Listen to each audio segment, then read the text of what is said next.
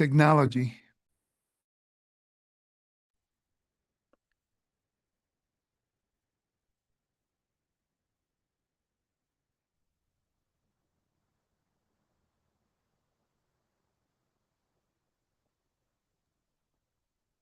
Hey, shalom, and welcome to Wisdom in Torah Ministries. And I'm doing the podcast again with Professor Chavalas. How are you, Professor?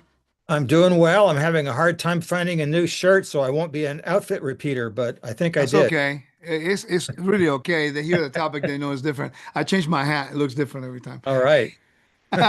Anyway, listen, man, we have a really interesting topic we're going to be talking about today.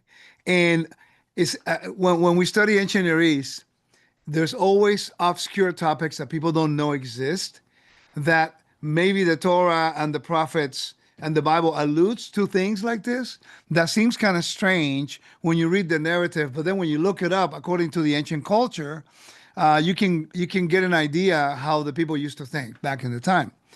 And would you agree with me that that happened to you a lot as you were learning and researching ancient Near Eastern customs? I would say just about every day.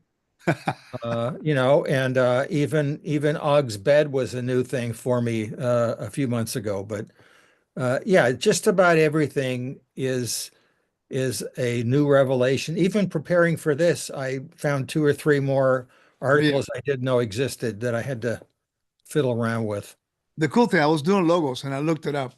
And I thought the topic today, guys, called Substitute King in the Ancient World. I hope I pronounced it right. Is Zar Puhi? Sharpuhi. Shar Puhi. That Shar is little like Prince. Yeah, yes, the little S with the hat on it is the shin sound. So Ah, okay. in fact, in Shar, the construct form of that actually is the word for king in Ah, Akkadian. So it's interesting. In Akkadian, it's the word for king. In West Semitic languages, it ends up being the word for prince. cool. Uh, Like right here, we see yes. Shar Yeah. Puhi right Yes. here. Let, Yeah. let me tell the audience a little bit about this, okay? So I want to read it. I think it's important before you go off and start telling us about all this stuff. I also made notes. I spent literally a lot of hours trying to review and look. And I went into my logos program, by the way. When I went into my logos program and I put in that term and substitute king, so much information came out that I never really knew. Now, mind you, about 10 years ago, as I was researching some stuff, ancient Near Eastern research for covenants and stuff that I told you I've studied, in one of the books, and I cannot remember which one it was, I read about the substitute king, and I thought it was very intriguing, but I didn't have time to really study it out like I have this time around. And it's quite interesting. I highly recommend that you study ancient Near Eastern history in the light of Scripture. I think it's going to really bless you tremendously. So I want to introduce the topic quickly, and then I'm going to let you go off and really teach us about this topic. But the substitute king, Shar Puhi, right? Yes. Okay. It says, based on the article that you sent me, and that article that you sent me that I read today, why Verderame. this Yeah. article? Huh? By Verderame. Yeah. Yeah. How come they're not so easy to read? Is the substitute king an Assyrian ritual of the first millennium? Now, all of the available primary sources of Sarpuhi are dated to the Neo-Assyrian period. The Yeah. earliest is an administrative text of Adad Nirari III in the year 810 to 783. The latest is preserved in two letters describing the performance of the ritual in the year 666 before the Common Era. Yeah. Now, that this was really prevalent then during the time of Jonah. Yes. Perfect. That's correct. Jonah would be just after, or either just after or during Adad Nirari. Right. The tablet preserving a ritual possibly related to the Sharpuhi have been often taken as the main source for reconstruction and discussion of the ritual that we're going to talk about below. Most of the documentary sources are letters sent to the last two rulers of the Sargonid dynasty, Esarhaddon Ashurbanipal, by the royal staff and of experts of magic, and mantic disciplines.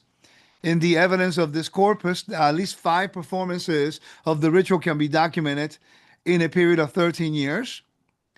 This ritual may have had great impact in contemporary cultures, Now, I want to read just one thing, and then, Yeah. I could read a whole bunch of, but I want to read this. It's quite interesting.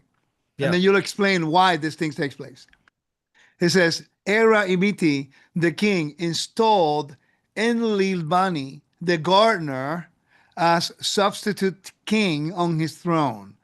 He placed his royal tiara on his head. Era Imiti died, the king died in his Yeah. place when he sipped a hot broth. Enlilbani, who occupied the throne, did not give it up, and so was sovereign. Yeah, Wow, that's did that pretty cool. backfire badly, right? Well, yeah, that would be trying to assuage the gods and then and they sort of reverse the things on you. And so I suppose the moral to that story is make sure your soup isn't too hot. That's a good one. You You know, know, I don't, Botero, and Parpola, the scholars, they yeah. kind of talk about this alongside Kummel too. In '67, he had a monograph on this, and it says that this whole ritual took place typically on the thread that was posed by an imminent eclipse of the sun or the moon or one of the planets. So tell us more about how that worked, how that functioned, and why this ritual was practiced. Well, first, I think for the listeners, here's a book that Botero wrote, or actually was translated for him, simply called Mesopotamia. What an imaginative title. You can actually get this as a PDF file, but also through Logos. But his article on the substitute king is in here. It's been translated from French into English, so that's pretty nice. But it really is a nice summary of that. Though it was written about 40 years ago, it's really, really neat. And the text um, that you just quoted from, you can find in this nice little volume, which also can be found as a PDF file, Readings from the Ancient Near East by Bill Arnold. I don't know, I might have shown you this before, but I know this is a really great book. You know why I know it? Because I turn it around and I say it is on the back of the book. And so it must be a great book. Uh, but it's Okay. a nice little volume because it has about 200 some pages of text from the ancient Near East that are related to the Bible, put in a nice little cheap form. So Can you uh, find those on logos? you probably can. Okay. I haven't bothered to look through it, but uh, but even if you can't, you should be able to simply Google the thing and say PDF and find a file. Although I Gotcha. probably Yeah. shouldn't be telling anybody that, but because then you'll find out how I operate behind the scenes to get things. Um, Even scholars are looking for deals, believe me. Uh, Yeah. uh, well, um, so so first of all, the text that you just read from, uh, that's a document talking about something that was happening during the kingdom of Essene, which is 1,000 years before all this. Okay, so it's probably the 1900s BC. The text itself is actually part of a much larger chronicle that starts with Sargon the Great of Akkad in the mid third millennium, and it goes, I don't know how far it goes, probably down to uh, maybe the 800 or 900s, but it's a later Babylonian chronicle. So it's very, very late. There is no contemporary evidence that this ritual was being performed back then, but I don't see any reason why it wouldn't have. Again, when we have evidences of things, it's just sort of hit and miss. And the last thing an ancient Near Eastern scholar should do is, well, I didn't find it in this period, therefore it didn't happen in Right. this period. Most of our ritual documents from Mesopotamia come from the Greek and the Greco-Roman and Parthian era. And so, but nobody would think that those documents are only late. They've been copied for centuries upon centuries. So this is probably a pretty common ritual, although all of the documents that we have that actually talk about it from a contemporary standpoint that you brought up already are all from Assyria. Right. Uh, and and so that's what's interesting. However, we know that it affected both the Assyrians in the north and the Babylonians in the south, because once in a while, when the Assyrian kings had conquered Babylon, the Assyrian king would have a double title. He'd be the king of the Assyria and the king of Babylon, with sort of made them feel good that, well, we have our own independent king. It just happens to be the same king. And of course, this happened in Europe a lot, where Yeah. you have the Louis the 14th, King of France. He wanted his grandson to be king of Spain, and I think that caused a little problem um, in the 18th century. But the point is, um, it looks as if the whole issue of uh, trying to assuage the gods is pretty common. And the article that Botero wrote about this, which I did not send to you, I probably should have because it would have I been read it. I easier. found it. I read it. Well, good. I'm see. So what I did was I gave you something hard to look at, and then you went and found that the smarter one. So I did my job from that standpoint. Um, You don't want to know how many hours I spent on this one, on top of the other stuff I got to do. no, I don't actually. I'm quite happy to know that I made you suffer because you've been making me suffer. Uh, Well, going back. but wait a minute. Tell them why I'm making you suffer. They're trying to figure it out. I mean, Okay. okay, Um, tell them why. all right. Well, hey, you asked me. All right. We were talking yesterday, albeit a little briefly, about Rico having this propensity for what I called intellectual ADD. So, so in a span of maybe, well, it was probably more than 1 minute, but I was saying that it was really, really fast. He says, "Hey, we should look at the substitute king ritual. Oh no, we should look at the whole issue of the Roman triumph in Mark 15. Oh no, let's look at blood rituals. Oh, I mean Romans 9." And of course, I'm taking all this seriously. So I'm running, thinking, all right, let me go look at this thing. And then I come back and Enrico's already 4 stages past me, thinking, no, I'm thinking about this now. And I'm beginning to get used to it. Um, but because I My actually mind have goes crazy because I'm yeah, start making all these connections, man. And yeah. it's like you looking at me like I'm crazy. Well, A little yeah, bit, a but little bit. I am a the Yankee fan. well, that's another issue. But um, so anyway, it is ultimately kind of fun to do, but it is a little stressful until I begin to realize, oh, this is how his brain works. I'm more like a dog on a tire. So you give me a topic, I just stay with a topic, and until I've exhausted it and get thoroughly sick of it. And then I move on to the next one. I hear Now you. I'm learning to try to juggle, 18 topics at the same time.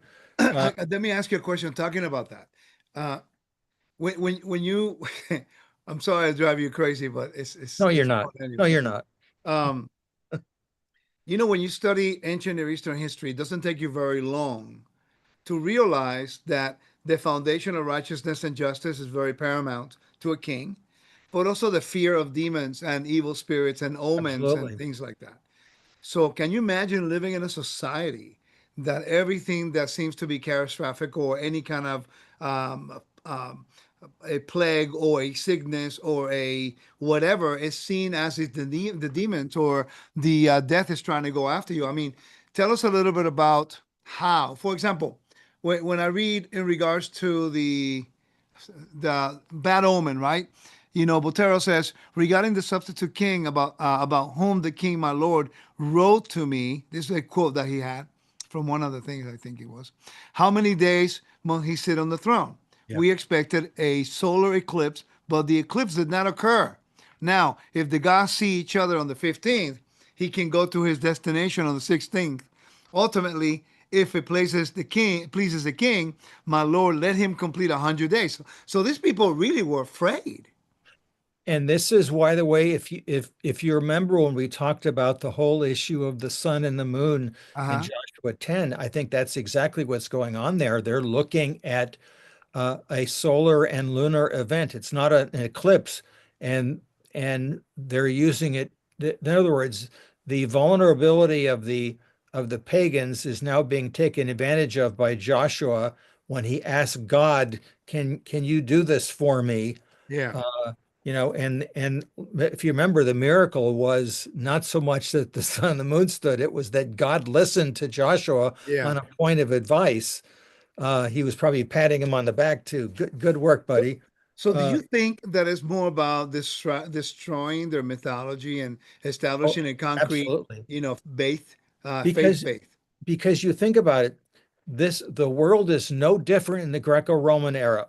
That's true. If you look at, I mean, every aspect of everybody else's life, if I'm just a regular guy and I want to find love, I'm looking to use some sort of ritual to to draw that person that I like towards me, and I can only do it through ritual. And of course it's all demonic. And think about it. In fact, I was asked in my podcast, and we're gonna, my podcast mate Keegan, he wants me to go into New Testament materials. He says, "What about doing the stuff about the demons going into the pigs in Mark 5?" I said, "Oh my goodness." Well, I started studying it, and the point, but you think about it in the book of Mark, where I think Mark depicts Jesus as if he's almost like a pinball. His favorite word is immediately. He does this, then he does this, then he does this. And what is he doing? If he's not stopping the wind, in other words, he's showing that he's the creator by stopping everything, he's driving out demons. And so I started looking up, and it's like almost every chapter in the book of Mark. Oh, by the way, he got another demon out of this person here. And then I started looking at rabbinical sources because they do talk about exorcism, but what was interesting about the rabbinical sources that they never describe a particular exorcism because nobody can do it Right. except the one who is the Son of God Himself. He can do it. Well, I like that story because talk about chaos and order motif. In Yeah, the sea, calms the storm, goes to the other side where there's the pagans. There is a human guy who's defiled, and then there is Legion. yeah. Well, have you ever seen the 10th Legion? The banner of the 10th Legion? No, I don't. It was a pig. Is that right? I didn't even think of that. Yeah, and then they go into the sea and they drown. You know that, like in the Noah, everyone drowned who is divine judgment. It's kind of cool. Yeah. It echoes the stories of divine judgments in the ancient Near East. That's interesting because I looked at commentators and nobody brought that up. I'm going to have to look that up. If you're Yeah, it's wrong, kind of I'm cool. going to anyway. So I'll let everybody know. But you really can run with this, really follow anybody else, because understanding that motif in itself, it makes Yeah, perfect sense. It's yeah, like how God is trying to demystify humanity by yes, sending His Son and give yes. him the authority over chaos, which is death and the underworld. And not only that, he doesn't have to perform any ritual either. He Exactly. he just does it, Yeah. which is so alarming. And of course, that's what the Jewish leaders, the leaders of the time, they were so mystified. Like, wait a minute, what's his authority? So now back to Mesopotamia. Their whole mental economy is based upon the idea that the sum total of the power of the universe, which I know I've talked about a little bit before, is is higher than just the gods. There's something beyond the gods, and we can tap into it by way of looking at natural phenomena, which, by the way, any natural phenomena that we see is replicated in heaven. And sometimes even not. In other words, if birth omens are very common. So if somebody finds, oh yeah, I found out we had a woman gave birth to an elephant. Well, that never happens, of course, but it might happen in heaven. So we have to make sure we write it down just in case it ever happens on the earth, though we don't have any attestations for it. If a woman gives birth to twins and one of them has a particular problem, that might cause a problem for the kingdom. And so natural occurrences um, uh, might affect the kingdom. Celestial occurrences, Yeah. which, by the way, the reason that we find them more often in the later periods is because they're studying them more often. We know that they were studying them during the old Babylonian period, which would be the time of Abraham, Yeah. but we just don't have the documentation for it right now. But we do have the documentation in the Assyrian period. And so, for example, why do we have so many occurrences of the substitute king in this very tiny period of about 100 years? It's it's just the luck of the draw. They were all found in Ashurbanipal's library, Yeah. and Nineveh. and there's only a fragment of a ritual, and then there's all these letters that talk about it. And so what this one fellow did, Verderame, the one I sent you, he basically collected the letters and tried to create what the ritual must have been like, because they're not, they're describing it. So um, if there's a bad omen when the king is on the throne, the goal is to try to, it's not so much to trick the god, although if Yeah. you're cynical, you can look at it that way, but they would be offended by that. They would say, "Oh no, that's not what we're doing. We're what we're trying to do. It's kind of like, okay, Rico got caught jaywalking the other day, and I'm the judge, and Rico's trying to, tell me that he doesn't want to, have to pay the fine. And so, in other words, he wants me to commute the sentence. And so, what do you got for me to commute the sentence? And you have to do it legally. And so, maybe it's your good behavior that you've had before this or whatever. But you want me, in other words, you want me to alter the the norm. You don't want me to do what is Just, expected. it just came to mind. So bear with me. So do you think that in a weird way, not weird, but in a different way, the Yom HaKippurim, the Yom Kippur, the scapegoat, you have a substitute. Yeah. It's supposed to be on behalf of Israel. So instead of Israel, now is the goat, the as for Azazel. It's loosely connected. I'm just basically making a connection here. If I may, let me read about what Botero also says. He says the true function of the Shar Puhi was not to rule in place of the king, but to publicly play the role of that latter of the Yes. king, thus Yeah. serving as a lightning rod to assume and or attract the evil fate that threatened his master. That's because he Exactly was in right. charge of the whole country. So Yeah. if there was a bad omen, it would affect his kingdom and everybody else. And and what we don't know, but so we just assume is, all right, so what's going on during that 100 days? The king is now sort of incognito. He's called Farmer now, by the I way, know. just A Mr. Garner. Farmer. That was pretty cool. Yeah. So he's just hanging out.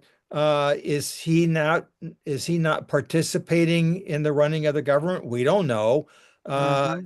you know, it, we don't know what he's doing, but the replacement, who by the way is sometimes called a saklu, which is sort of means like an unimportant person who might be, he's not just unimportant, he might even be mentally deficient.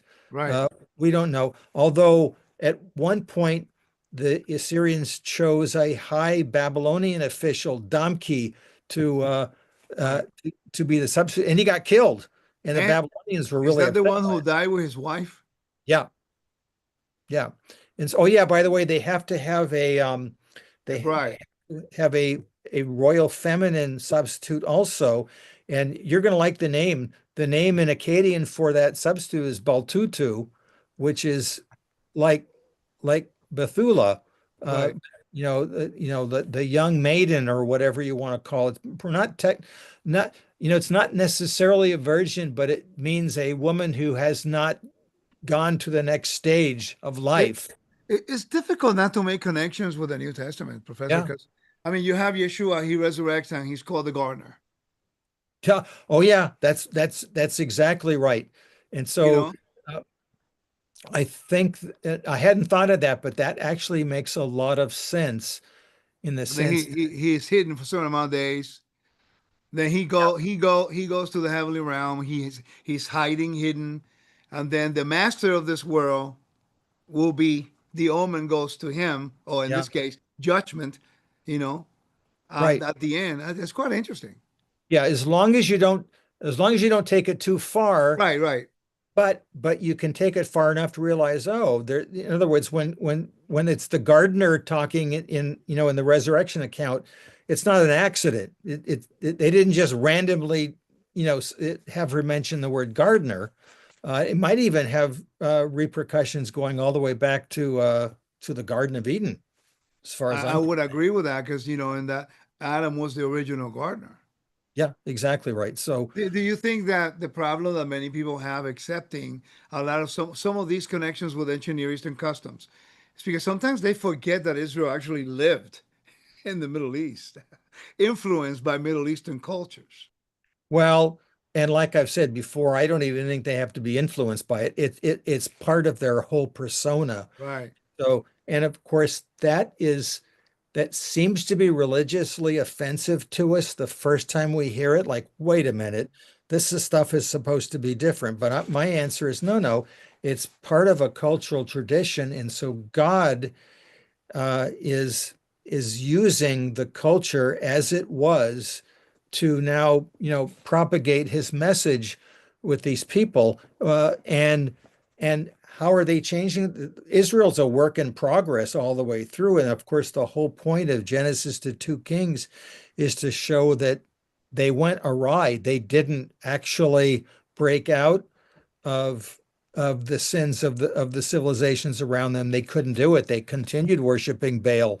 They right. continued doing these things, and this is why God came and judged us. And so now we have to look back on our entire history and figure out, where do we go wrong? What does God want us to do now? He wants us to be a people of the book, and obey His statutes, because we never did So do fully. you think so on that same point, if we do not take the time to understand the mindset of the people who lived in that environment, we're not really going to understand the context of scripture in its cultural background because Yes. then we're not going to know how they felt, how they lived. I mean, when I go to Israel and I see for myself the archaeology and I see the topography and geography, all of a sudden a simple verse takes a complete different light. Yeah. It's like, for example, Botero continues to expand on what you were talking about. Says in one particular interest is the question of what type of person served as substitute. Sometimes it was a high-ranking person, but one of the Assyrian texts suggests the Saklu. You just talked about that. Yeah. So a simple or half-wit was chosen as appointed Satamu. Yeah. Shatamu. Yes. Satamu. What does that mean? Or administrator or call official? Yes, yeah, in other words, he's given a position of authority, but it's not too important, and it's not Right. the king. In fact, the term Sharpuhi actually doesn't mean substitute king. It really means king of the replacement is probably a Interesting. better, um, and so he's not technically the king, although he does wear the king's outfit, it Uh-huh. appears, although we really don't have, we only have a fragment of the ritual, and we don't even know if it's the actual ritual. It's just a fragment of it. Lambert Right. published it in 1957, and I think, he published two pieces of it, and it's just a fragment. But it's um amazing how that little fragment has so much information about their way of life, the way they were scared about some things. Platero elaborates and he says, Mar Ishtar had to emphasize the insignificance of the individual who had no social significance and whose fate could not really be of the interest of anyone. That I yeah. think that only shows the oppression of that king to not even care about life. All I care is about me, you know? Yeah, and well, and yes, and again, I'm going to try to defend them and see why they're thinking this way. And their argument is, well, we don't want to pick too important of a person because they might have a good fate situation. And so if we put to death somebody who's really important, then we're going to have to deal with that. The gods are going to be upset.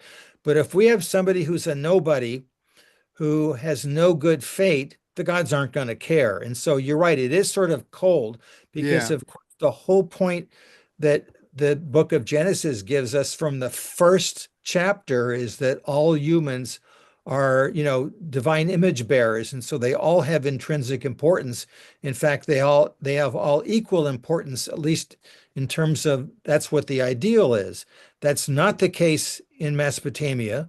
So if you're one of those lowly caste farmers or a halfwit, you're getting what you deserve. In other words, you were born to be insignificant. Well, there was no status. As you know, the ancient Near East was Right. based on caste systems and things like that. Exactly Status. right.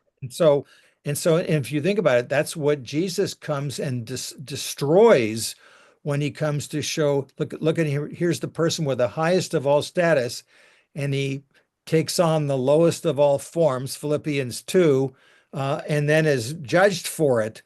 Mhm. Uh, and then, of course, then there's a reversal when he ends up, going down to proclaim his victory. And when he goes to Sheol, Yeah. it's reversing the whole thing. And so it's again, It's so what? interesting. Go Yeah, ahead. what does Israel do with the culture that it's so-called influenced by? It turns it on its head. Right, it's completely opposite. Let Everything. me finish this one. It says, however, Mar Ishtar himself seems to imply that because he could choose this individual as a substitute, he had to give him the position of Shatamnu, someone who was simultaneously an administrator or a cult official in a temple. That's quite interesting. Yeah, Thus, at least in this period, it was considered necessary that the substitute be on a high social rank to be worthy of the man who was to be replaced, if even if the social promotion was fictitious. That is yeah. so organized Oh for yeah. something that is so, according to them, it's just a quick thing, a quick fix. Well, yes, except remember it lasts 100 days, Right. which is the other really weird, point on this. Where did my note go about? I wanted Oh, to it read. talks about the gardener here too. Well, you get that. Let me know when you get it. It says in Yeah, the oldest extant text that refers to the substitute king, a common gardener was chosen as a substitute. yeah. In the Hittite text, the substitute was a prisoner of war from the king's enemies. Alexander the Great replacement was a common criminal, according to Plutarch. Yeah, Quite now interesting. that's interesting that it goes all the way into classical sources. So Correct.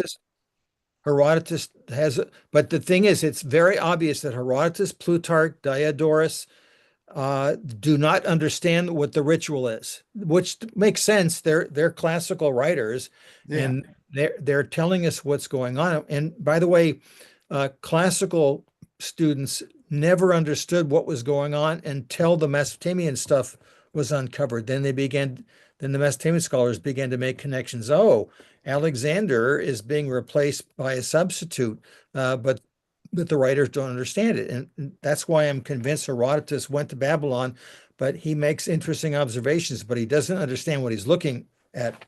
Um, Yeah. you know, uh, now um, I think I think this is quoted by Botero, but I don't have it through Botero. This is a man who has a substitution ritual for himself when he's sick. And by the way, these cult rituals, and I think I talked about this a couple month or so ago, these are Namburbi rituals, which are blood rituals, which are trying to assuade the gods from a bad omen. In other words, and so you got your jaywalking ticket, and you're trying to convince me as the judge not to commute your sentence, and and and so I might say, all right, what do you have to offer? And Yeah. maybe you're saying, well, I could give you a chicken. Uh, you know, okay. So what I'm saying is that you have to give me something that will assuage me from doing it. Of course, that might sound like a bribe. Yeah. So Well, and that's it's really what they were doing the whole time is trying to make sure they get out of their belief system. I mean, talk about mythology. Many of people don't realize that to these people, these things were real.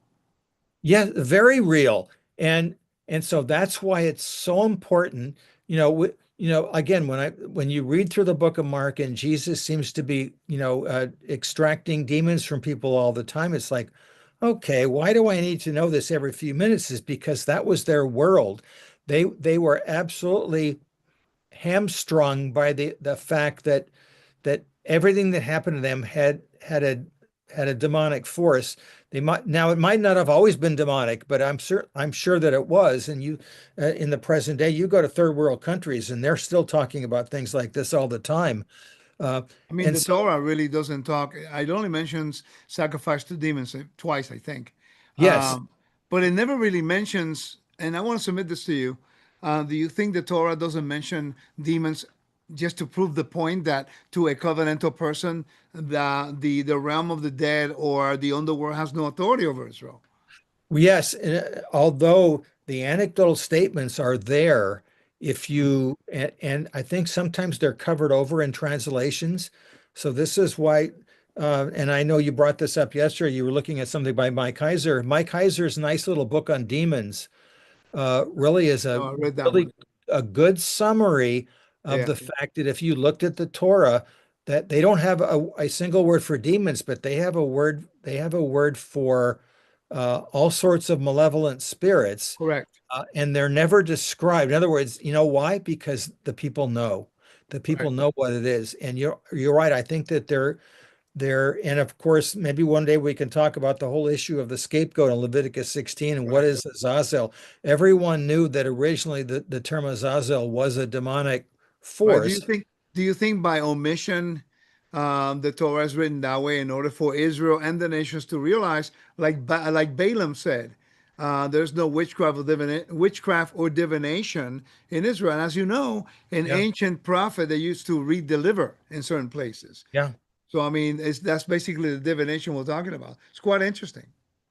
So so listen to this brief ritual, which I think Botero has it, but I forget what page it was on. Here's a text that deals with the healing of a sick person. It bears the title "Substitution of a Man for Ereshkigal," which is a goddess of the underworld. By the way, the substitute is an unmated goat, which is weird. The goat is put into the bed with the sick person, and it's supposed to spend the night with him. Oh, Okay. give me a That's weird. Yeah. At dawn, the conjurer arrives, the magical technician. He throws the goat and the sick person out of the bed onto the floor, touches the throat of the sick person with a wooden knife, but that won't hurt him because it's wooden. Then he cuts the throat of the goat with a real knife. So this is, to me, again, it's almost as if you're tricking the divine being, as if here I'll look like I'm killing him, but I'm not really doing it. Maybe they're using the stick that you use in jiu-jitsu, but oh, sorry. All That's right. okay. Yeah. So with a real knife. That slaughtered goat is then stuffed with the spices. It's dressed in a robe and given shoes. Its eyes are adorned. The headgear of the sick person is wound round its head, and it's tended as if it were a dead man. So now the goat's acting like it's the sick man, while the sick person leaves the house. The conjurer speaks an incantation, raises the lamentation for the dead over the body, brings offerings for the dead, makes libations of water, beer, roasted corn, milk, honey, cream, yada, yada. Finally, with offerings for the spirit of the dead of the family and the goat, he buries the animal. In this way, the sick person is delivered. Now, at some point, we don't know the mechanism, but it's pretty obvious that after the 100 days are over, the substitute king guy and his wife are I'm sure are put to death. Right. And it looks as if they're buried with the royal family. I Hmm. don't know what that means. In That's other words, quite interesting. and so you think about it. So I might come up to you, hey Rico, sorry, but you got picked to be the substitute king. And you're thinking, oh, what a bummer. But you also might be thinking, hey, this is an honor because I'll get a good burial and I'll be with royal family. So, my Not life. only that, but not only that, but as you know, in the ancient world, having a good burial, having a good name brought honor to your family. Yeah. So I'm going to be dead in 10 years anyway. And my life really stinks here. So yeah, I'll do that.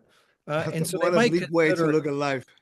but is that really different than somebody going off to war and saying, we're tomorrow's D-Day, you're going to be on the front lines and you're probably going to die, but you're going to do it for country, and you're thinking, well, I don't really want to die, but I'm going to go do it because it's going to save everybody else. So I'm thinking, because we're on the outside looking in. For us, we're Right, looking right. at it saying, I don't care about this culture. This is stupid. But if we were living in the middle of it, Yeah, it's a different in a, game in a altogether. sort of a perverse way, we might consider an honor. Now, let's take all of this and see what God does with this whole concept, and He turns it on its head in the New Testament. Because really, if you think about it, with God, he's the initiator of all of these things. With you're right, his substitute, the Uh-huh. Son of God, is now being put in a position. And of course, he's becomes the sacrificial lamb. Um, he's taking on, you think about it, what is it, 2 Corinthians 5, where it literally says he became sin, but obviously that can't be taken literally. He became a Yeah. sin bearer. Right, So right, right, of course. he's but that's exactly just like this The this penalty is just death, this yes. ding dong goat here. He's now taking everything on himself. Um, and of Do you course, think the substitute language, because at that moment, humanity was supposed to suffer what Yeshua suffered, which was death. And yes, resurrection basically brings freedom from death on humanity. So instead of humanity dying, God says, I'll give you Yeshua, the Messiah, to be a ransom. And then the people, they believe that I resurrected him, then they enjoy the same honor that he had. yes. And by the way, I'm coming to think about this right now, is that this is why somebody in the first century of the Christian era is going to understand the whole issue of substitution much better than we do. Oh, for sure. They For look at sure. that and say, "Oh, I get, because so if you're a Mesopotamian or a Parthian or a Greek or a Roman, you're going to look at this and you're going to understand it much, much better."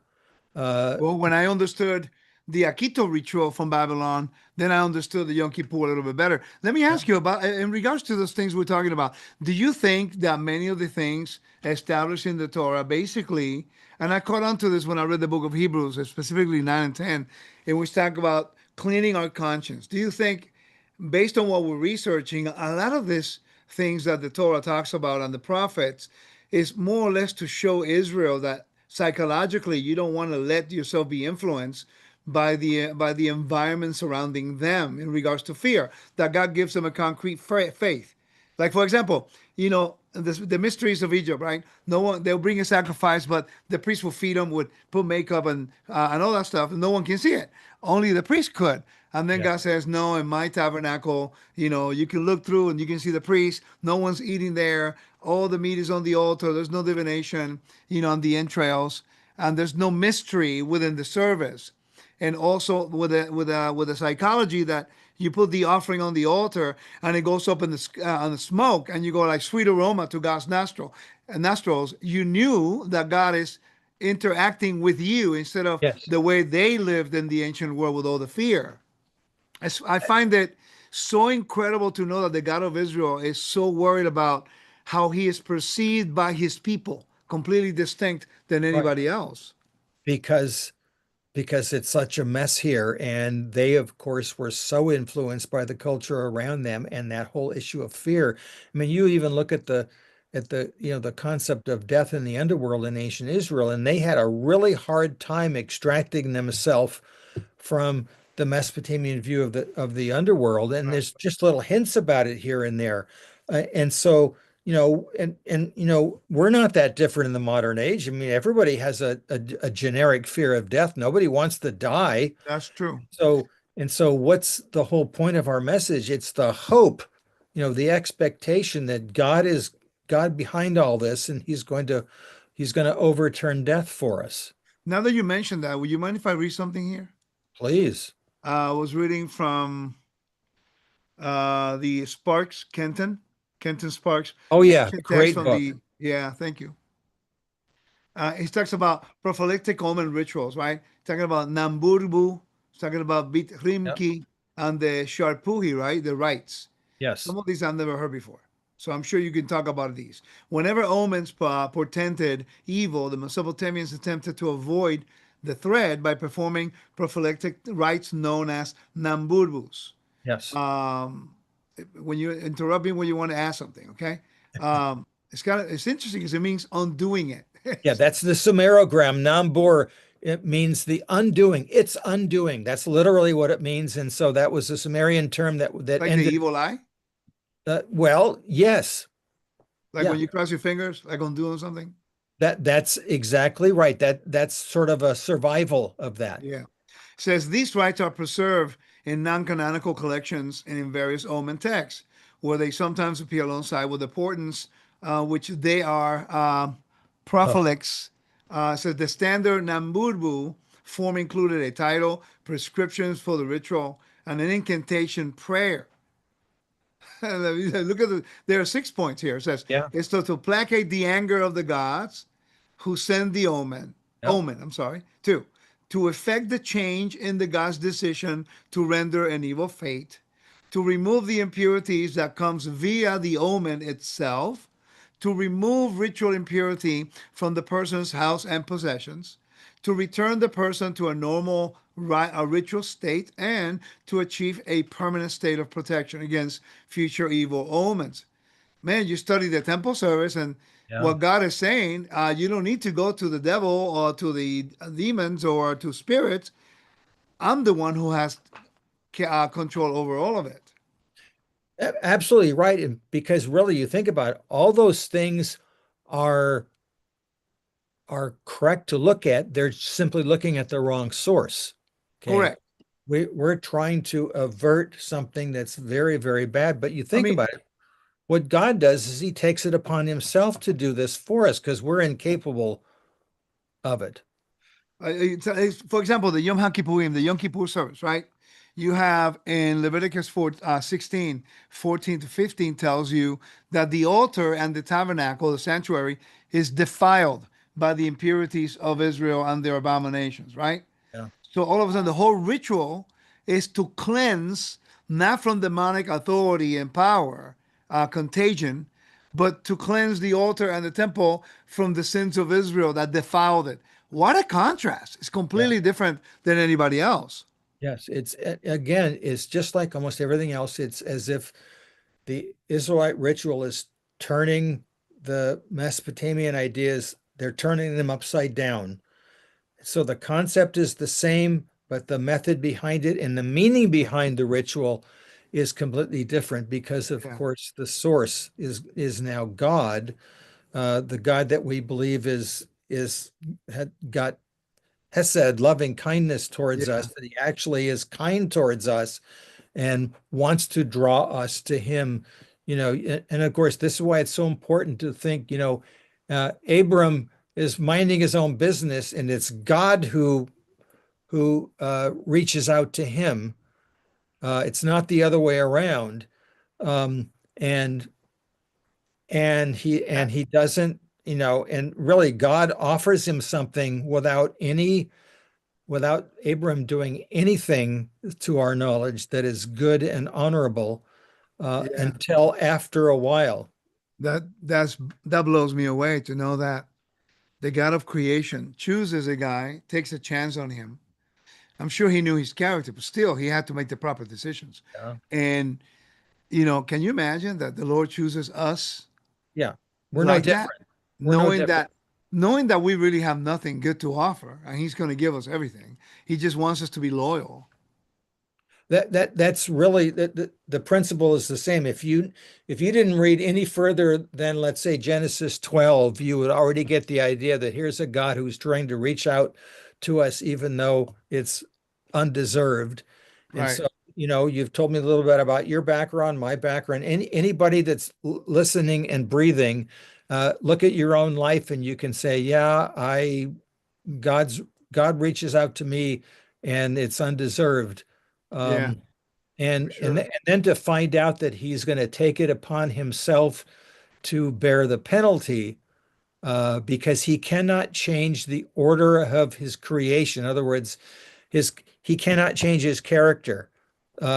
He's absolute, though he's merciful, he's absolutely just, and so there has to be absolute justice for everything. And so, atheists who are cynical look at it and say, well, he's just, people deserve such and such, and he's just taking it upon himself. That doesn't change anything. Yeah, and And the answer is no, you're right. I That's why think it's undeserved. Professor. This is the one thing I know I want to share with people. The more I've been studying, and anyone that knows me, like some of my students and friends, and you, in the short time that I know you, you know that for me, this is not a pastime. This is a serious endeavor to get closer to the Lord. And Every time we talk, we spend more. We never really talk about baseball, although people think we talk about baseball all the time. We play around with baseball, but we only focus on the things of God, you know? And the more I research, the more I look. And it's interesting. Somebody asked me a long time ago, what was my motivation of trying to know these things? And I said, I do not study because I want to be smart or I want to be known as somebody who's smart. I said, I study because I truly, honestly want to get to know the character of the God that I serve. And when I start connecting these dots, I'm going like, maybe that's why I go all over the place because in my mind, there's nothing that I actually desire more than to have a foundation to know when I get up what to do, how to do it, and knowing that what I'm doing is according to His will, pleasing Him. Can you imagine the kings in the ancient world? They actually feel the same way in relation to their gods, but yet they don't have the same communication as we have through His Word. That God tells us, I'm going to give you exactly what I want you to do. I'm going to tell you what not to do or think like so you don't feel or live in fear. You can live in complete freedom to know that there is a way to have a relationship with the Creator. That blows me away when I study engineering and everything's about fear. And it concerns me when I talk to a lot of Christian brothers because everything's about demons and everything's about fear. And I'm going like, wait a minute. We're living in the same environment with just higher technology. And that's it. Yeah, yeah, it's exactly right. And those ancient Near Eastern kings, and I think this, I know I brought this up a while back, but the book that my professor wrote, Bucciolati, called When on High, where he's trying to compare Mesopotamia and Israel, he's trying to show that the Mesopotamian idea of the relationship with gods is a big fat zero. First of all, the gods don't care about us. And so your goal is to try to get them to do what you want because they don't automatically want to do that. And the opposite is true of our God. He's here ready, like, I want to help you out, but I'm not going to make you. I'm not going to force you. I want to help you. Here I am. In fact, I'll even sacrifice. I'll even become a sacrifice for you. But all you have to do is accept it. It seems so ridiculously simple. All you have to do is be loyal, which of course is, taking your entire being and submitting it to God and His Yeah. Have you? economy. It I got a seems question. easy. I got a question for you. Have you ever considered there was a Roman game called the King's Game? Have you looked into that at all? Uh-uh. Allow me to share a little bit about it because when I study this, I'm not saying that it's connected with the same substitute king of the ancient Near East, but as you know, we talked about this. A lot of the culture has migrated towards the Greco-Roman world. Well, the Romans they had this game that is called the King's Game. When Okay. you go to Israel with me, I'm going to take you to the place where there's a first century street, literally in the Fort Antonia, where they took Yeshua, and you see the game on the floor. So when you see Oh, the story of Mark and John about how they abused him and mocked him, it actually follows a king that is called a game that is called the King's Game. He is a king for a day. yeah. I don't know if you heard about that. It says the Roman King's Game refers to rituals and games played by Roman soldiers and society members where someone will be mockingly or temporarily elected to the status of a king, only to be humiliated and executed later. Sounds very familiar. Yes, Says absolutely. this practice had religious, theatrical, and political elements and appears in various forms in Roman culture. In the context of Yeshua, the gospel accounts strongly echo such a Roman mockery ritual, especially surrounding the events of his trial and crucifixion. What was the Roman king game? There were few versions of this game, right? Mostly rooted in Roman military and religious traditions. So it's called Rex Vivendi, Kings of the Feast. During the feast, like Saturnalia, a person may be chosen by dice to be the king of the banquet. Interesting. Yeah. He would give absorbed commands and presided over the party. This version was more lighthearted, but still rooted in mocking authority. Then you have the Saturnalia mock king. During Saturnalia festival, December 17 to 23, a mock king was chosen, given symbols of royalty, a robe, scepter, crown, and Yeah. allowed to rule in jest. After a short time, he may be sacrificed, symbolizing the temporary rule of chaos before order return. Military mockery ritual. Roman soldiers, especially in garrison settings, and this is where the whole thing about Yeshua falls into, Yeah. sometimes play a king game. It says using a dice game or ritual, a prisoner or outsider, a criminal, foreigner, or condemned man was chosen. He was dressed in royal garb, mocked as a king, given a reed as a scepter, and a crown, often of thorns or foliage. This was followed by abuse, beating, and final crucifixion. Interesting. That follows exactly what the Yeah. gospel narrative tells us. Do you Um, think maybe this will be like a really far away offshoot of the substitute king? We cannot say it, but just loosely related, maybe? maybe loosely related. I would like to know what the classical source is for that because I'm not familiar with it. I'll have to get that from you afterward. When I was in Israel, I went to the Sifting Project. It's a right on the eastern side on the Mount of Olives. There's a archaeological, not a dig. They what they do, they put the dirt they find on the Temple Mount when the Muslims began to build stuff, and then they bring it there to sift it with water. They found dice, Huh. and those dice they're from actually the first Temple period. Yeah. And then they found. I'll give you some more information I have on that. It's quite interesting. Good. And when I read this, when I've been researching this for another teaching that I was doing, as I was researching for this, it reminded me of the loosely similar things that they were doing. It's quite interesting. Well, I would be more interested in that simply because of it confirming the the mocking that is happening at the end of the Gospels. Yeah, check it It's out. not as much as the substitutionary, but Right. That that's yeah, extremely interesting.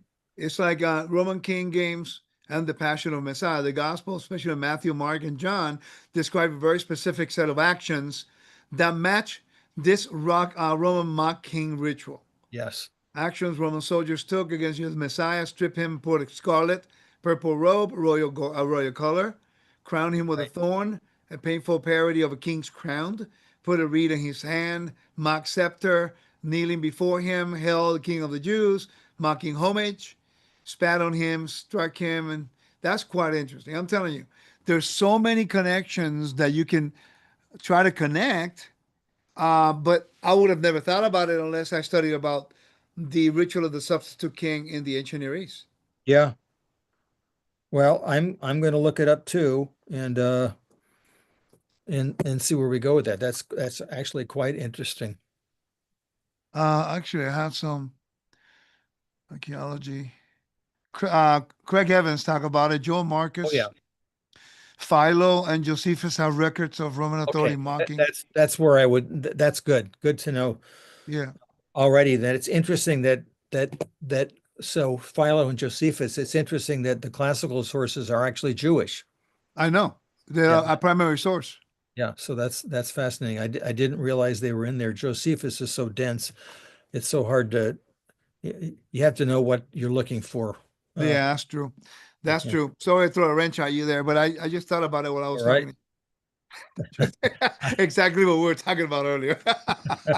There you go. You proved my point over and over again. Well, So but the thing is like it only lends itself when we start reading the whole scope of the Bible and going like, I mean, it's a consistent narrative throughout Scripture. I mean, you've seen that when you study Mesopotamian history, and then you start connecting all the stuff. Like, oh, that reminds me of this over here.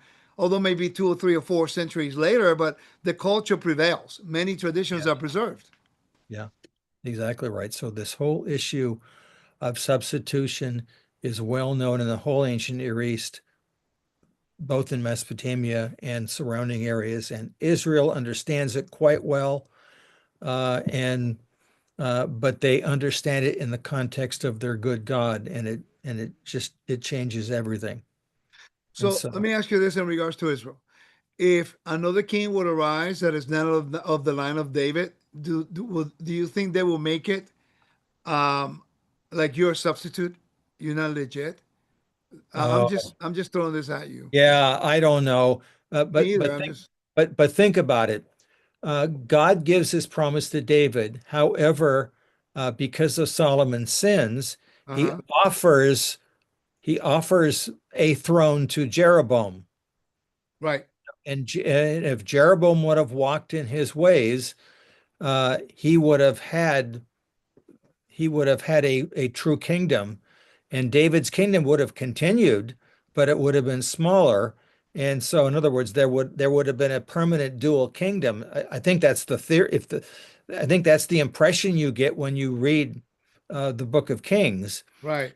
But Jeroboam disobeyed, and of course, the whole point of Kings is to show that every northern king, no matter even Jehu, even if they did some righteous things, they were all fundamentally flawed and all received a failing grade. And the kingdom itself received a failing grade and was judged accordingly. Yeah. And the only reason the southern kingdom did not receive a failing grade, well, it did, is because of God's promise to David. Correct. That's what the text says that in First King, Yes. that he will not because it was a gift. As you know, the gifts of God are irrevocable. The Right. kingdom. So if that's the case, could God have also allowed someone else to become king? I guess theoretically would be yes, But but not I, to replace the Davidic monarch. but do you think that the response of Jeroboam when he actually came back from Egypt was to actually restore the kingdom? He actually went to Rehoboam and says, uh, "Hey, remove the taxes, and we go back with you." So, Right. did he? Do you think that he knew that he was trying to be a king to them, that God wanted them to have separate kingdom, or that he was known by God to maybe do the righteous thing? I don't Uh, know. I'm I, gonna, I've asked that yeah, question too. it's a fun thing to think about. If you take Jeroboam at his word, it looks as if he wanted to do right, but then he uh, could not fulfill the obligation that God gave him. He refused to fulfill it. Boy, he Uh, really turned, didn't he? He turned yeah. really quick. So, but you think about it, it's like every one of us, we have that choice to make. I want to be loyal. My flesh doesn't want to be. Now I have to choose. Am I going to fight against my flesh and do the right thing, or am I going to, am I going to, submit myself to my natural impulses? Uh, Yeah, and we have that choice. And of course, that's the whole debate in the history of Christianity. The Calvinistic Arminian debate is that, all right, God's in control, but I still have my own choice to make. How does that work? And God says, don't worry about it, just obey. yeah. Uh, I'm trying to reconcile certain things. Like, for example, did we talk about Nineveh yet? Well, only briefly before we came on. So, We yeah, kept, so we haven't really talked about it now. no, Interesting. So, do you have enough time? 5 more of minutes? 10 more course. minutes? Yeah, we got 5, 10 minutes or whatever. We The, can, we can the address. question, the question that I was dealing with for the audience is if there were omens and they were all connected with bad signs. And I've always wondered why Yeshua says that's the signs of Noah, right? Of Jonah, Yes. right? But people always focus only after he comes out of the belly of the fish. But then I used to ask, why would the Assyrians, why would Nineveh, which they were ruthless, you can tell us more about that, Yeah. why would they repent by a Hebrew prophet? Well, not only did he come out of the fish, but I like to read a little history here. Just so happened there was a solar eclipse in the year 763 before Common Era. Yeah. And that's exactly during the time frame of the ministry of Jonah. Right. So could it be possible that when Jonah got there, they had the bad omen of the solar eclipse in Syria. I know where you're going with it because you told me there were more about lunar. Oh But no, I'm gonna throw you know that wrench you throw at me, I'm gonna throw it back in a second. okay, so don't be back. Come on now, let me finish. So it says, so I wondered, and the scholars also asked that. So who was the king? It doesn't mention the king Yeah, at all. yeah. So could it be possible the reason why they repented and accepted the God of Israel was because there was a solar eclipse which represented something drastic and a bad omen? And if that's the case, being that Nineveh was in the area of Assyria, could they possibly use this ritual? Uh, yes, it's possible, but I'm gonna throw my wrench at you now. All Okay. right, So, that's why you're laughing. all right. So All Nineveh, right. what does Nineveh mean? The Sumerogram for Nineveh, it looks like it's Nineveh, which is probably related to the term for fish. Right. City of Fish. And the cuneiform sign for Nineveh actually had a fish embedded inside of it. Okay. Okay. So you could almost mean that the original meaning of the town might have been something like Fish Town. Right. City of Fish. So, so now let's take it to what happens to Jonah. Jonah just has to be swallowed by, well, it says a great fish. Yeah. It doesn't matter whether it's a whale or not, Right. because in Hebrew taxonomy, a big animal floating around the sea is a fish. Right. Okay, so we're not worried about science and all that. I mean, and so or zoology. So here's the point: he gets barfed out of a fish. Everyone knows it happened, and now he's marching, and everyone knows he's coming towards Nineveh because he's probably complaining all the way, Yeah. before he gets there. And that probably, so to me, that might be the big omen. Like, hey, the barfed out fish prophet is coming, and and what does he do? What does he tells Nineveh, what does God give him? I think it's 5 words in Hebrew. That tell him, yet in, what is it? Yet 40 days, Nineveh will be destroyed. 40 And that's days. all, in other words, that's all he's telling them. I'm going to, in other words, he's telling them the least he possibly can, because if he tells them any more than that, they might actually think that there's a possibility. And so, by the way, my favorite commentary on this is the Anchor Bible by Jack Sasson. And years ago, by the way, I actually taught Jonah at my church, and I wrote to Jack and said, "Hey, Jack, I just taught Jonah to my church and with your commentary," and he was so touched by it. He says, "Oh, that's such a nice." Wait, wait, wait. Tell him who he is. People don't know Yeah, what an honor it would have been for somebody to know Jack Sasson. He's yeah, one. who, by the way, he's still kicking. By the way, he's I'd very like to much meet him. alive.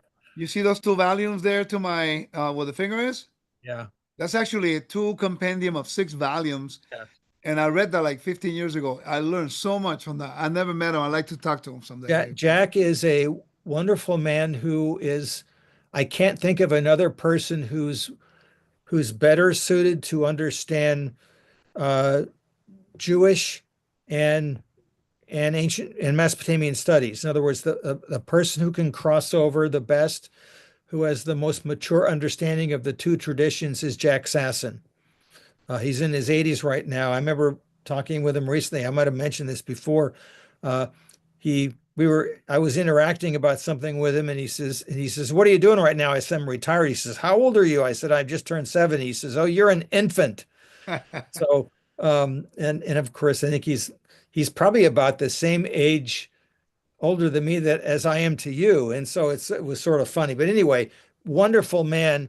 And so there's nobody better in the world that would be able to understand the connection between the book of Jonah and ancient Assyria. And I don't think he mentions too much about this, but the whole idea that Jonah's coming after being barfed out of a fish, probably, though it's only a theory, I think that might be the omen. And then what does the unnamed king say? And I think it's chapter 3.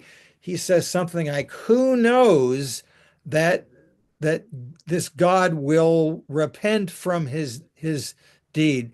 And that term repent, naham, does not mean change mind. God doesn't change his mind. It means that he now has uh, a great feeling to reverse the thing that's going to happen. By the way, Right. it can go the other way too. In other words, Correct. God can repent of good if you keep on, But being stiff-necked.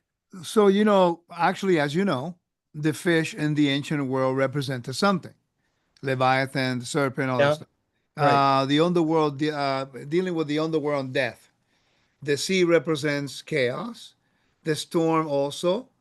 So when Yeshua says, just as a sign of Jonah, and then he gets 40 days to Nineveh, and then 40 years after the resurrection, Jerusalem and Israel is destroyed because they didn't repent at that time. So Yeah, I see the parallels yeah, how Yeshua comes through the resurrection, God defeats death because he came from the bottom of, from death like the fish, the underworld. yeah.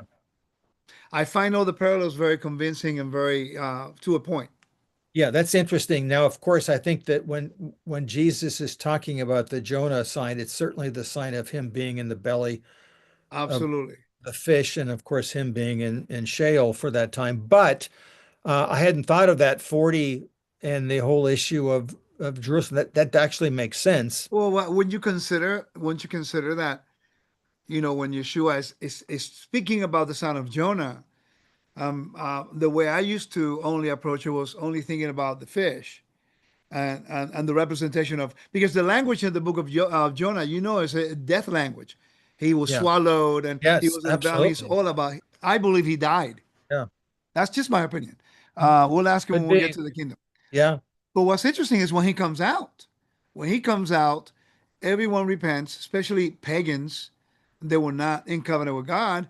And the reason why God sent the prophet was because there was 120,000 people who didn't know the right to the left. It was an Yeah. act of righteousness. Yes. So do you think the message of the gospel after the resurrection going to the nations is basically the same message overall as in the story of Jonah? It's absolutely the same. It's a continuation of the same thing. Absolutely. Unfortunately, Israel did not repent in its leadership. They didn't repent because Herod did not do that, and Agrippa, and then the corruption within the high priestly family created a lot of enemies, and the whole thing with Rome. Oh Uh, yeah. Amazing stuff, man. Did you enjoy it today? Oh, this was fun. As usual, you were all over the place, but I'm getting used to it. Wait a minute. You started it today. You went to the New Testament. I Hey, stay. I stayed with this whole thing. hey, I'm just trying to be consistent with my interviewer. I And know. and no, actually, if I don't do that, I'll get lost. And so, no, It's seriously, I fun, I man. think It, it it, is it a really lot is of fun. fun. What And people remember the don't last, realize is professor gives me homework. I study it out. We talk about it. It's making me better because sometimes we're so used to studying certain things and we stay in one little niche. And in my case, I teach in Spanish and in English, and I have different audiences. And sometimes even the same chapter of the same book, I have to present it differently to the different audience that I have. yeah, Some guys may be more interested in more spiritual applications or history or geography. So this really helps me understand and not only look at, for me, I'm not going to be looking only at the Assyrians, how they did it. I want to find some loose connections so I can understand why these people, maybe, I mean, Greece conquered all of that area. So it wouldn't surprise me that the Greco-Roman influence brought them into the Greco-Roman world. I mean, so yeah, maybe not the same, but something related to it. absolutely. And Absolutely. I want to thank you for pointing those things out. Well, So and you keep me on my toes, and so it definitely goes both I'm ways. trying, man.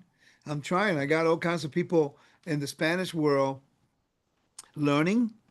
They are absorbing and wanting to learn. And I'm excited to share with them the ones who want to hear. Yeah, Some of them, they're not, man, the information is so new and so different yeah, that the first reaction is complete rejection. Yeah. And it's a little tough at times because I spend hours trying to validate something. I present it, they go, no, it can't be. It's like Yeah. so easy to disqualify something they haven't looked into. Why do you think people sometimes have issues with academia as to how to learn to apply the commandments and live according to our faith? I don't understand. It should not be a disconnection. There shouldn't be, but if you tell me something that doesn't, it seems to go against what I've always been taught, then I'm going to naturally have that first response is rejection. So it's almost as if you should expect it. And so the wisdom is not so much uh, what you're presenting, but how you do it. And Yeah. it's a wisdom issue. And I think both of us we're in that process. I'm learning the same thing with this new podcast. The responses I'm getting are showing me, oh, this person is really fighting against this. And so Yeah. now how I respond to them is really going to be important, and I'll usually be ready for a response and hit the button, and it's my wife that says, that's way too Oh, harsh. my wife does the same. Good, You know what I good. do? You know what my therapy is? I start writing all kinds of stuff and then I delete it because I got it out. Yeah, yeah. By the way, my one of my friends and student, uh, Juan, he looked for it. Says Luciano de Somosasa in regards to Oh, yeah, Saturnalia, yes. Microbius, and then Seneca. And Uh, the letter to Lucius describes the inversion of roles. Interesting. Okay, Lucian of Samosata that's the anglicized way of looking at it. But Right, yeah, right, right. I'm yes, interesting. So again, Very cool. look into it. Let me know. What do you want to teach next? Talk to me. Tell me. Well, Shock me. I mean, I've got some topics. You were sort of throwing out the whole issue of the Magi and all that other stuff. And so, What do you want to talk about? It's up to you. well, uh, let Well, see, what people don't realize that when I ask you, is so I could also study things that I'm not necessarily at that moment interested in, yeah, because you pick the topics. Then I have to catch up with you, and then when I try to ask you questions, you go like you everywhere. yeah. Then I could say tongue in cheek, it really doesn't matter what I tell you because we're going to go off in 10 different directions anyway. But That's true. give me a few hours. I'll send you a couple topics and then I'll let you choose. Not a problem. We'll do that, and then we'll get together again soon. Hey, Professor, as always, it's always a pleasure to have you, man. Thank you Yeah. so much for being part of this. Please promote your podcast, Buried Bible. Where can they find you? Buried Bible podcast. And so you can get it on YouTube or any other the stations that are used. You know all about that. I don't, but we've done about 21 of them, I think, so far. And It's a lot. That's really fast. yeah, well, yeah, we had we did about a dozen before he even put them out, and so now he's popping them out once a week, and That's we good. try to do one about once a week, and so we're up to about 20 or so. So you have one on YouTube, Buried Bible podcast on YouTube. Yes. Make sure you go and do what? Like, Let's see. Subscribe, subscribe. share, and like There you go. You see, now we're learning. in So some order. Yeah. so I tell you guys the same thing. Please help me share this channel as well as professors. Yeah. So hit your like, you subscribe, and please share with other people so that we can continue to do this work and share with you. And just so you know, Professor has willingly given his time to me to teach me and to share with you. All this time, he has never asked for anything. And I'm forever grateful for your time and your knowledge and for challenging me to keep looking and learning other things. So thank you, Professor. And all of you guys, thank you so much. We'll see you next week, hopefully. And we're able to talk about more topics that Professor would try to get me to study this week. Shalom to all of you. We'll see you soon. Bye bye.